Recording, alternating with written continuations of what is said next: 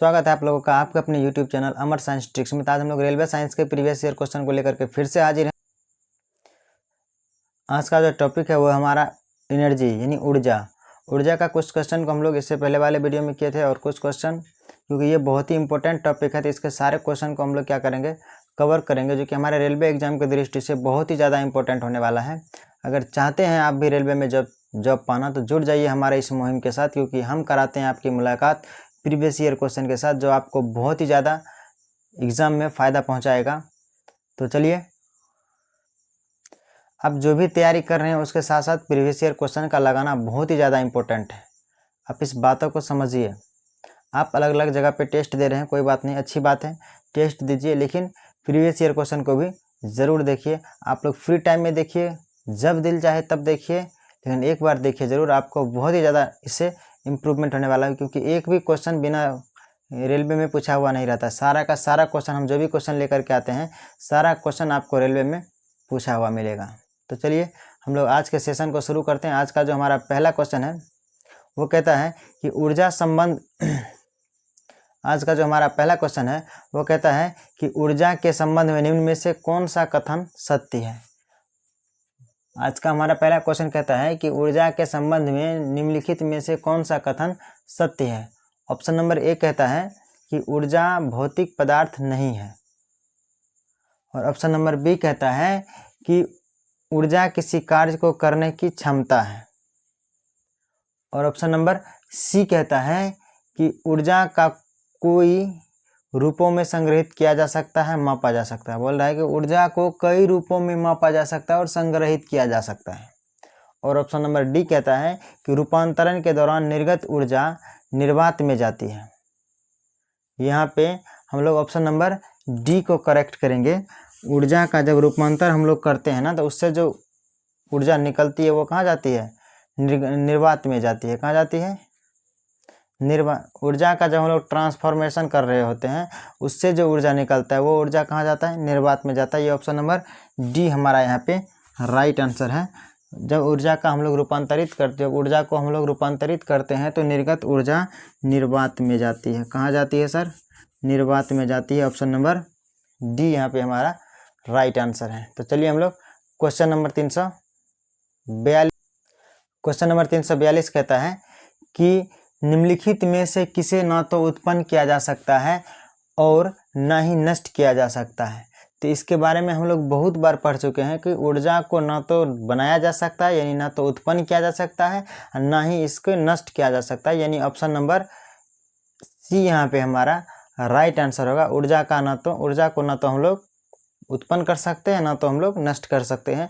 यही ऊर्जा संरक्षण का सिद्धांत है। क्वेश्चन नंबर 343 कहता है कि 20 केजी द्रव्यमान का एक वस्तु 10 मीटर पर सेकंड की समान वेग के साथ आगे बढ़ रही है। वस्तु द्वारा प्राप्त गतिशील ऊर्जा क्या होगा।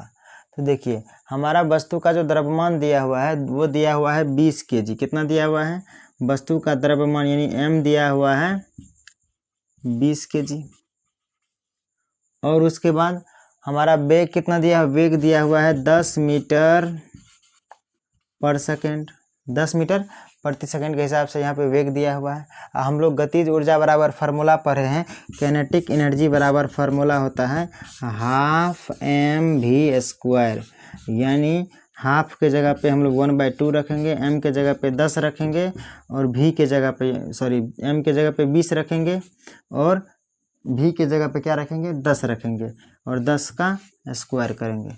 अब देखिए ये कट गया हमारा 10 बार में। अब देखिए 10 गुना 10 का स्क्वायर यानी 10 दूनी का 100 गुना 10 यानी 1000 जूल हमारा यहाँ पे राइट आंसर होगा। 1000 जूल, यानी ऑप्शन नंबर यहाँ पे हम लोग बी को राइट करेंगे। ऑप्शन नंबर बी यहाँ पे हमारा करेक्ट आंसर है। अब देखिए यहाँ पे हम लोग ऑप्शन के हिसाब से भी आंसर दे सकते हैं। जिसको ऊर्जा का ऐसा ही मात्रक पता है वो ऑप्शन से भी आंसर दे देंगे। सबसे पहला नंबर ऑप्शन कहता है 1000 पास्कल। पास्कल को तो हम लोग सर दाब मापते हैं ना, प्रेशर को मापते हैं, ये हमारा आंसर नहीं होगा। उसके बाद बोलता है जूल ऊर्जा का ऐसा ही मात्रक होता है, सब जगह 1000 है, मार के आंसर निकल जाएंगे। इतना सॉल्व करने का जरूरत भी नहीं है। तो चलिए हम लोग क्वेश्चन नंबर 344 को देखते हैं। क्वेश्चन नंबर 344 कहता है कि 20 kg के हथौड़े द्वारा प्राप्त विभव ऊर्जा की गणना करें जब इसे 10 मीटर की ऊंचाई तक बढ़ाया जाता है। अब देखिए विभव ऊर्जा बोले तो यानी पोटेंशियल एनर्जी। अब पोटेंशियल एनर्जी को हम लोग हिंदी में स्थितिज ऊर्जा कहते हैं। तो हमारा हथौड़े का वजन कितना दिया हुआ है? हथौड़े का वजन दिया हुआ है 20 kg, यानी m का मान कितना दिया हुआ है? m दिया हुआ है 20 kg। और इसके बाद इसका विभव ऊर्जा निकालना है। ऊंचाई कितना दिया हुआ है? 10 मीटर। हम लोग जी का मान कितना लेंगे सर? जी का मान भी हम लोग 10 मीटर पर सेकेंड स्क्वायर लेंगे। अब देखिए, अब पोटेंशियल एनर्जी बराबर हम लोग फार्मूला पढ़े हैं, PE बराबर mgh। और m का मान कितना होगा? m का मान दिया हुआ है 20, g का मान लेंगे 10 और h का मान भी दिया हुआ है 10, यानी 20 दाहिन 200 और 200 गुना 10, 200 गुना 10 कितना हो जाएगा? 2000 जूल यहाँ पे राइट आंसर होगा। यानी ऑप्शन नंबर बी हम लोग करेक्ट करेंगे। ऑप्शन नंबर बी हमारा यहाँ पे राइट आंसर होगा। ऑप्शन नंबर बी को हम लोग क्या करेंगे? करेक्ट करेंगे। तो चलिए हम लोग अब क्वेश्चन नंबर 345 को देखते हैं। क्वेश्चन नंबर 345 कहता है कि 13 kg द्रव्यमान का एक वस्तु 15 मीटर पर सेकंड के वेग से आगे बढ़ रहा है, तो वस्तु में निहित गतिज ऊर्जा कितनी होगी? तो देखिए, अब देखिए यहाँ पे m का मान कितना दिया हुआ है? m का मान दिया हुआ है 13 kg। m कितना दिया हुआ है? m दिया हुआ है 13 kg। और v का मान कितना दिया हुआ है? 5 मीटर पर सेकेंड। अब देखिए गतिज ऊर्जा बराबर क्या पढ़े हम लोग? के बराबर यानी कैनेटिक एनर्जी बराबर पढ़े हैं half m v square. Half के जगह पे हाफ लिखेंगे, m के जगह पे 13 देंगे और v के जगह पे 5 गुना 5 देंगे, यानी 25। अब देखिए इसको हम लोग काटते हैं, यानी 25 गुना 13 यानी 25 गुना 13 बटे 2। अब देखिए इसको मल्टीप्लाई करते हैं, 5 तिया 15 के 5 बचा 1, 5 एकम 5, 3 दूना 6, 15, 5 6, 5 11, 1 12 का 2, और उसके बाद 2 एकम 2 और 1 3, 325 बटे 2, यानी 325 बटे 2 को हम लोग क्या लिखेंगे?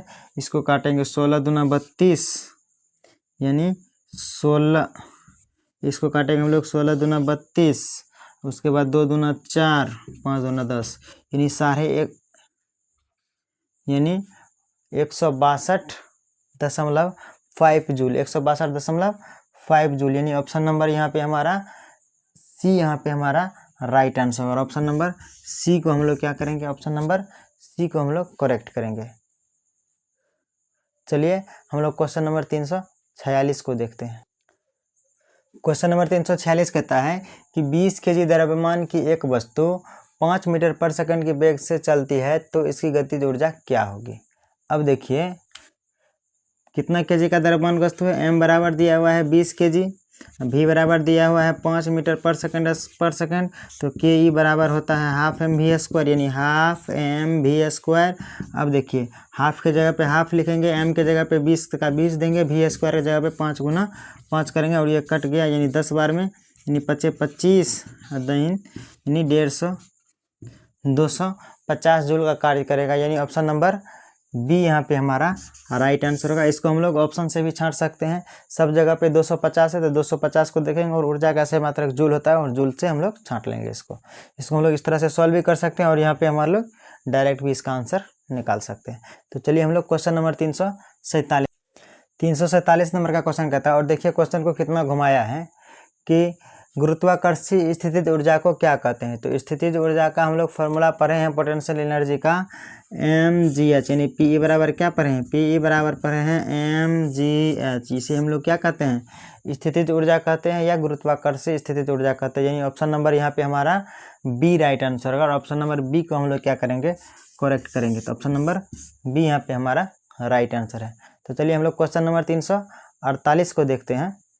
तो चलिए क्वेश्चन नंबर 348 कहता है कि गतिज ऊर्जा के बारे में कौन सा कथन?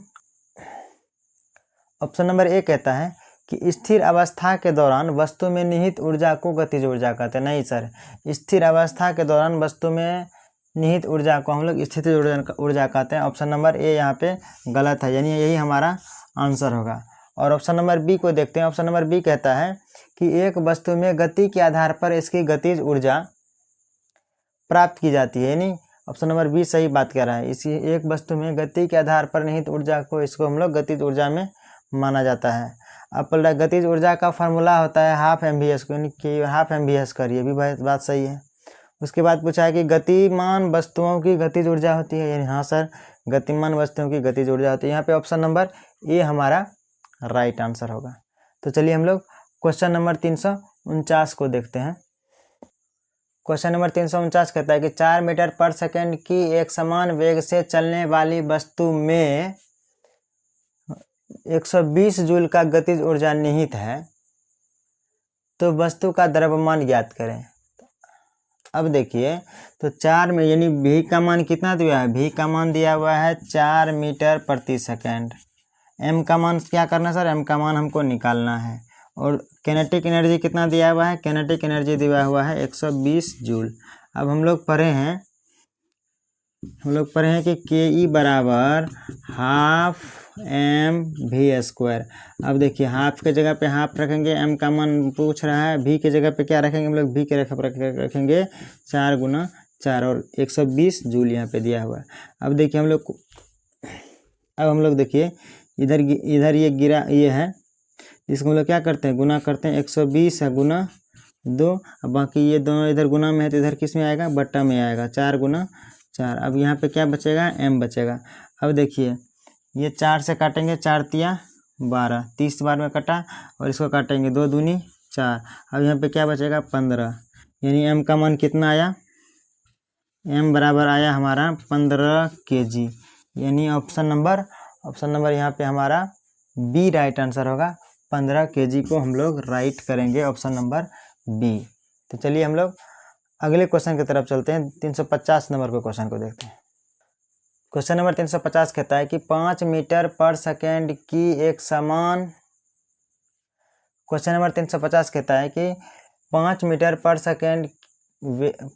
पर सेकंड की गति से आगे बढ़ रही एक m द्रव्यमान की वस्तु की गतिज ऊर्जा 25 जूल है। यदि इसकी गति दोगुनी हो जाती है तो गतिज ऊर्जा क्या होगी। तो देखिए यहाँ पे हमारा वेग कितना दिया है, वेग दिया हुआ है 5 मीटर पर सेकंड। वेग का मान कितना दिया हुआ है, 5 मीटर पर सेकंड। v का मान दिया हुआ है, और पहला मतलब प्रारंभिक जो ये है प्रारंभिक गतिज ऊर्जा यानी ke1 दिया हुआ है हमको हमारा 25 जूल। अब हमको यहाँ से m निकाल लेना है। m क्या निकालेंगे, देखिए तो ke बराबर होता है हाफ mv²। तो इस यहाँ पे लिखेंगे हाफ m के जगह पे लिखेंगे m, v के जगह पे लिखेंगे 5 गुना 5, यानी के का मान कितना दिया है 25 जूल, यानी 25 बराबर हाफ m गुना 5 गुना 5। अब देखिए m निकालने के लिए हम लोग क्या करेंगे, ये 25 m निकालने के लिए क्या करेंगे हम, ये दोनों 5 इधर गुना में है तो इधर आके भागा में आ जाएगा, यानी 25 बटा 5 गुना 5, और ये 2 बटा में है तो ऊपर में आके गुना हो जाएगा। अब इसको काट देंगे, 25 25, यानी m बराबर कितना निकला, m बराबर निकला हमारा 2 kg। अब m का मान आ गया। अब हम लोग दूसरा यानी वेग गति क्या हो रहा है, गति दोगुना हो रहा है, यानी दूसरा स्थिति में ke2 में मतलब ke2 में गति क्या हो रहा है, दोगुना, यानी 5 गुना 10 हो रहा है, यानी 10 मीटर पर सेकंड हो रहा है। m का मान कितना आ गया, m का मान आया है 2 kg। अब हम लोग गतिज ऊर्जा निकालेंगे, यानी ke2 यानी दूसरा गतिज ऊर्जा जो होगा हाफ mv² होगा। अब देखिए हाफ के जगह पे हाफ लिखेंगे, m का मान कितना दिए, m का मान 2 लिखेंगे, और v के जगह पे लिखेंगे 10 गुना 10, यानी ये 2 से 2 कट गया, मतलब 100 जूल। मतलब सर कितना जूल था, पहले 25 जूल था, अब कितना जूल हो गया, अब 100 जूल हो गया, यानी ऑप्शन नंबर ए हमारा यहाँ पे राइट आंसर होगा। ऑप्शन नंबर ए को हम लोग क्या करेंगे, करेक्ट करेंगे। तो चलिए हम लोग क्वेश्चन नंबर 351 को देखते हैं। तो क्वेश्चन नंबर 351 कहता है कि 12 kg द्रव्यमान की एक वस्तु जब 5 मीटर की ऊंचाई पर हो तब इसमें निहित ऊर्जा क्या होती है। अब देखिए हमारा एम का मान कितना दिया हुआ है, एम दिया हुआ है 12 kg, एच कितना दिया हुआ है, एच दिया हुआ है 5 मीटर। तो हम लोग पढ़े हैं एम जी एच मतलब स्थितिज ऊर्जा का मान क्या होता है, एम जी एच। तो स्थितिज ऊर्जा बराबर पढ़े हम लोग पी ई बराबर पढ़े हैं एम जी एच। अब देखिए हमको जी का मान यहाँ पे 9.8 लेना है। किसके हिसाब से सर, ऑप्शन के हिसाब से, या हम लोग 10 लेकर के भी अंदाज़ा लगा सकते हैं, थोड़ा सा मान में डिफरेंस होगा। अब देखिए एम कितना दिया, एम दिया हुआ है 12 kg। चलिए जी का मान कितना लेते हैं, चलिए जी का मान अगर हम लोग 10 लेते हैं और एच का मान क्या लेते हैं, एच का मान लेते हैं 5। अब देखिए क्या होगा, 10 दहीन 120 गुना 5, 120 गुना 5 क्या होगा, 12 पंचा 60 यानी 600 जूल। कितना जूल होगा, 600 जूल। अब 600 जूल तो हमारा ऑप्शन में नहीं है, लेकिन हम लोग क्या लिए हैं, 10 लिए हैं, तो इसका मतलब हम लोग क्या मानेंगे, 600 से थोड़ा कम आंसर होगा। तो 600 के नज़दीक में क्या है हमारा आंसर, 600 के नज़दीक में है हमारा आंसर 588 जूल, यानी ऑप्शन नंबर डी यहाँ पे हमारा राइट आंसर होगा। अब देखिए हम लोग इसको 9.8 मानेंगे तो एक्यूरेट आंसर आएगा। तो चलिए हम लोग क्वेश्चन नंबर अब 352 को देखते हैं। क्वेश्चन नंबर 352 कहता है कि पृथ्वी की ओर मुक्त रूप से गिरने वाले क्वेश्चन नंबर 352 कहता है कि पृथ्वी की ओर मुक्त रूप से गिरने वाले वस्तु में कुल ऊर्जा में क्या परिवर्तन होगा। तो भाई मेरे मुक्त रूप से गिरते हुए कोई वस्तु में कोई ऊर्जा में कोई परिवर्तन नहीं होगा। क्या होगा, स्थितिज ऊर्जा गतिज ऊर्जा में बदल जाएगा और स्थितिज ऊर्जा का मान जो है वो गतिज ऊर्जा में बदल जाएगा, लेकिन ऊर्जा का जो वैल्यू है उसमें कोई परिवर्तन नहीं होगा, यानी ऑप्शन नंबर ए हमारा राइट आंसर होगा। हाँ, इसी क्वेश्चन में पूछता कि कौन ऊर्जा में वृद्धि होगा, कौन सा ऊर्जा में कमी होगा, तो स्थितिज ऊर्जा में कमी होगा और गतिज ऊर्जा में वृद्धि होगा। तो यहाँ पे तो ऐसा क्वेश्चन नहीं पूछा है कुल ऊर्जा में क्या परिवर्तन होगा, तो कुल ऊर्जा में कोई परिवर्तन नहीं होगा, ऑप्शन नंबर ए यहाँ पे हमारा राइट आंसर होगा। तो चलिए हम लोग क्वेश्चन नंबर 353 को देखते हैं। क्वेश्चन नंबर 353 कहता है, क्वेश्चन नंबर 353 कहता है कि एक 10 kg की वस्तु 5 मीटर पर सेकंड की गति से गतिमान है तो गतिज ऊर्जा क्या होगी। तो गतिज ऊर्जा देखिए कितना kg का वस्तु है, वस्तु का मान दिया है सर 10 kg, एम का मान कितना दिया हुआ है, एम दिया हुआ है 10 kg, भी का मान कितना दिया है, भी का मान दिया हुआ है 5 मीटर पर सेकंड स्क्वायर। तो आसान से हम लोग बनाएंगे के ई बराबर होता है हाफ एम वी स्क्वायर, और हाफ के जगह पे हाफ लिखेंगे, एम के जगह पे 10 देंगे और भी के स्क्वायर की जगह पे 5 गुना 5 करेंगे, इसको काटेंगे तो हो जाएगा 5 यानी 25 पंचे 125 यानी 125 जूल का कार्य होगा, यानी ऑप्शन नंबर यहाँ पे ए हमारा राइट आंसर होगा। ऑप्शन नंबर ए को हम लोग क्या करेंगे, करेक्ट करेंगे। तो चलिए हम लोग क्वेश्चन नंबर 354 को देखते हैं। नंबर 354 कहता है कि धरती से टकराने से तुरंत पहले यदि 2 kg द्रव्यमान की एक वस्तु का गतिज ऊर्जा 400 जूल है तो इसे किस ऊंचाई से गिराया गया था। अब देखिए भाई, तो यहाँ पे हमारा गतिज ऊर्जा क्या दिया हुआ है, गतिज ऊर्जा ही हमारा जो टोटल का टोटल है किस में बदलेगा, गतिज ऊर्जा का मान कितना दिया हुआ है, ये जो गतिज ऊर्जा आया है टोटल का टोटल किससे ट्रांसफर हुआ है, स्थितिज ऊर्जा से ट्रांसफर हुआ, यानी गतिज ऊर्जा का मान दिया हुआ है 400 जूल। एम का मान कितना दिया हुआ है, एम का मान दिया हुआ है 2 kg, और एच का मान निकालना है, और जी का मान हम लोग लिख लेते हैं 10। अब देखिए यहाँ पे काइनेटिक एनर्जी यानी गतिज ऊर्जा के बराबर ही होगा हमारा यहाँ पे गतिज ऊर्जा के बराबर ही हमारा स्थितिज ऊर्जा होगा, यानी पोटेंशियल एनर्जी होगा।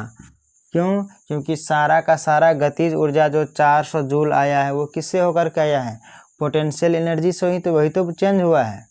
अब देखिए तो पोटेंशियल एनर्जी यानी काइनेटिक एनर्जी बराबर पोटेंशियल एनर्जी बराबर 400 जूल। तो हम लोग पढ़े हैं पोटेंशियल एनर्जी का फार्मूला, क्या पढ़े हैं, एम जी एच, एम का मान कितना दिया है 2, जी का मान कितना दिया है 10, एच का मान हम लोगों को निकालना है, और पी ई का मान कितना दिया है 400। अब देखिए इधर गुना में है तो इधर भागा में लाएंगे, यानी 400 बटा 2 गुना 10 बटा एच। अब देखिए ये 0 से 0 कट गया, अब इसको काटेंगे 20, यानी कितना होगा हमारा एच का मान कितना हो गया, एच का मान हो गया 20 मीटर। एच का मान कितना आया, एच का मान आया 20 मीटर, यानी ऑप्शन नंबर यहाँ पे हमारा सी राइट आंसर होगा, वस्तु को 20 मीटर से गिराया गया था। तो चलिए हम लोग क्वेश्चन नंबर 355 को देखते हैं। क्वेश्चन नंबर 355 कहता है कि निम्नलिखित में से किसमें स्थितिज ऊर्जा होती है। ऑप्शन नंबर ए कहता है बांध का पानी, ठीक है। ऑप्शन नंबर बी कहता है उड़ता हुआ वायुयान। उड़ता हुआ वायुयान में गतिज ऊर्जा और स्थितिज ऊर्जा दोनों होगा, क्योंकि ऊंचाई भी है और साथ में गति भी है। और बांध में निहित पानी, बांध में निहित पानी में केवल और केवल ऊंचाई है, यानी केवल और केवल उसमें स्थितिज ऊर्जा है। और गिरता हुआ वायु, यानी उड़ता हुआ वायुयान बोले कि गिरता हुआ वायुयान बोले, उसमें स्थितिज ऊर्जा और गतिज ऊर्जा दोनों होगा। यानी जब जमीन पे पूरा गिर जाएगा तो जितना का जितना स्थितिज ऊर्जा है सारा का सारा गतिज ऊर्जा में ट्रांसफर हो जाएगा। और ऑप्शन नंबर डी कहता है दौड़ता हुआ लड़का, तो ये तो बिल्कुल नहीं होगा, क्योंकि दौड़ता हुआ लड़का में बिल्कुल गतिज ऊर्जा होगा। यानी ऑप्शन नंबर ए यहाँ पे हमारा राइट होगा, बांध के पानी में स्थितिज ऊर्जा होता है। तो चलिए हम लोग क्वेश्चन नंबर 356 को देखते हैं। क्वेश्चन नंबर 356 कहता है कि निम्नलिखित में से किन वस्तुओं में स्थितिज ऊर्जा होगी। ऑप्शन नंबर ए कहता है चलती हुई गोली, नहीं, चलती हुई गोली में गतिज ऊर्जा होगा। ऑप्शन नंबर बी कहता है कि बहने वाला हवा, बहने वाली हवा में भी गतिज ऊर्जा होगी। ऑप्शन नंबर सी कहता है कि लुढ़कता हुआ पत्थर, लुढ़कता हुआ पत्थर में भी गतिज ऊर्जा होगा। और ऑप्शन नंबर डी कहता है उठाया हुआ हथौड़ा, तो उठाया हुआ हथौड़ा में क्या होगा, स्थितिज ऊर्जा होगा। यानी ऑप्शन नंबर डी यहाँ पे हमारा राइट आंसर होगा। ऑप्शन नंबर डी को हम लोग क्या करेंगे, करेक्ट करेंगे। चलिए क्वेश्चन नंबर 357 को देखते हैं। 357 कहता है कि 10 केजी भार की एक साइकिल 20 मीटर पर सेकंड की वेग से चलती है, तो बाइसिकल में गतिज ऊर्जा क्या होगी।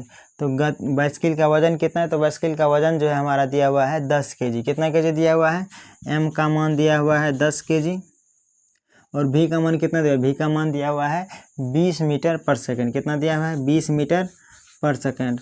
अब देखिए हम लोग गतिज ऊर्जा बराबर पढ़े हैं हाफ एम भी स्क्वायर। हाफ के जगह पे हाफ लिखेंगे, एम के जगह पे क्या लिखेंगे, एम के जगह पे लिखेंगे 10, भी के जगह पे लिखेंगे 20 गुना 20। इसको काट देंगे, यानी क्या हो जाएगा 5, यानी 20 पंचे 100, 100 गुना 20, 100 गुना 20 मतलब 2000 जूल। यानी ऑप्शन नंबर डी हमारा यहाँ पे राइट आंसर होगा, 2000 जूल का इसमें ऊर्जा होगा। यानी ऑप्शन नंबर डी हमारा करेक्ट आंसर होगा। तो चलिए क्वेश्चन नंबर हम लोग 358 को देखते हैं। क्वेश्चन नंबर 358 कहता है कि 14 केजी द्रव्यमान की एक वस्तु 5 मीटर पर सेकंड की वेग से आगे बढ़ रही है, तो वस्तु में निहित गतिज ऊर्जा क्या होगी। तो एम का मान कितना दिया हुआ है, एम का मान दिया हुआ है 14 केजी, और उसके बाद भी का मान कितना दिया हुआ है, भी का मान दिया हुआ है 5 मीटर पर सेकंड, यानी 5 मीटर पर सेकंड। और गतिज ऊर्जा बराबर हम लोग फार्मूला पढ़े हैं कि ई बराबर हाफ एम भी स्क्वायर, मतलब हाफ एम के जगह पे देंगे 14, भी के जगह पे देंगे 5 गुना 5, यानी 7 पचे 35 और 35 गुना 5, 35 गुना 5 करेंगे हम लोग तो 25 का 5 बचा 2, 5 15 2 17, यानी 175 जूल हमारा राइट आंसर होगा। ऑप्शन नंबर डी को हम लोग क्या करेंगे, करेक्ट करेंगे। ऑप्शन नंबर डी यहाँ पे हमारा राइट आंसर होगा। तो चलिए हम लोग क्वेश्चन नंबर 359 को देखते हैं। क्वेश्चन नंबर 359 कहता है कि निम्नलिखित में से किसमें गतिज ऊर्जा नहीं होगी। ऑप्शन नंबर ए कहता है कि लुढ़कता हुआ पत्थर, लुढ़कता हुआ पत्थर में गति है इसलिए उसमें गतिज ऊर्जा होगी। ऑप्शन नंबर बी कहता है गिरता हुआ नारियल, गिरता हुआ नारियल में भी क्या होगा, गतिज ऊर्जा होगा। और ऑप्शन नंबर सी कहता है उठा हुआ हथौड़ा, उठा हुआ हथौड़ा में जो है ना केवल स्थितिज ऊर्जा, क्योंकि उसमें क्या है, हाइट है लेकिन गति नहीं है। और ऑप्शन नंबर डी कहता है गतिमान कार्य, गतिमान कार्य में तो सर हम लोग जान भी करते हैं कि गतिज ऊर्जा होगा, यानी ऑप्शन नंबर यहाँ पे सी हमारा राइट आंसर होगा। तो चलिए हम लोग क्वेश्चन नंबर 360 को देखते हैं कि इनमें किस वस्तु के पास गतिज ऊर्जा नहीं होगी। तो हम लोग ऑप्शन नंबर ए में देखते हैं बहती हवा, बहती हवा में गतिज ऊर्जा होगी। और ऑप्शन नंबर बी कहता है क्या कि उठा हुआ हथौड़ा, उठा हुआ हथौड़ा में क्या होगा, स्थितिज ऊर्जा होगा, क्योंकि उठा हुआ हथौड़ा में केवल और केवल क्या होता है, हाइट होता है। और ऑप्शन नंबर डी कहता है सॉरी, ऑप्शन नंबर सी कहता है लुढ़कता हुआ पत्थर, और ऑप्शन नंबर डी कहता है चलती हुई गोली। इन दोनों में क्या होगा, गतिज ऊर्जा होगा। तो चलिए हम लोग मिलते हैं अगले वीडियो में, तब तक के लिए जय हिंद।